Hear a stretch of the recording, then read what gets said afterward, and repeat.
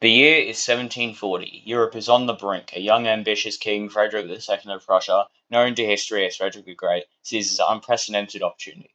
With the death of Habsburg Empress Maria Theresa's father, Emperor Charles VI, and the subsequent succession crisis, Frederick invades the wealthy Austrian province of Silesia. This audacious move ignites the First Silesian War.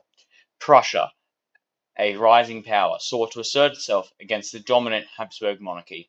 Frederick believed Austria, weakened and politically fractured by the pragmatic sanction disputes, would be unable to resist. Initially, his gamble paid off. Prussian forces quickly occupied much of Silesia.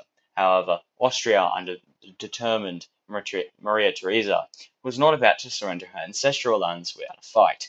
By the spring of 1741, an Austrian army led by Field Marshal Wilhelm Reinhard von Pring was marching to relieve besieged Austrian garrisons and challenge Prussian control. Their paths converged near the village of Molwitz on April 10, 1741. What followed was a brutal, chaotic engagement. The battle began with a devastating charge by the superior Austrian cavalry, which shattered the Prussian right wing. In the face of this onslaught, the young King Frederick, inexperienced in command, found himself in a terrifying predicament. His own cavalry was routed, a significant portion of his army was in disarray. At this critical junction, his trusted general, Field Marshal Kurt Christopher Graf von Schön, famously urged Frederick to leave the field, arguing his death or capture would doom Prussia.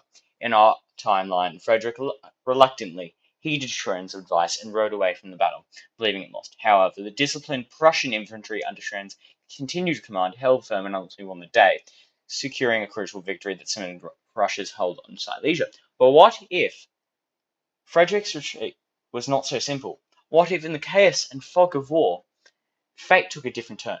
In our alternate history, as Frederick rode away, his small escort encountered a stray squadron of Austrian hussars, cutting off their escape. Despite a valiant but futile effort by his remaining guards, the King of Prussia is captured, taken prisoner by the very enemy he sought to conquer.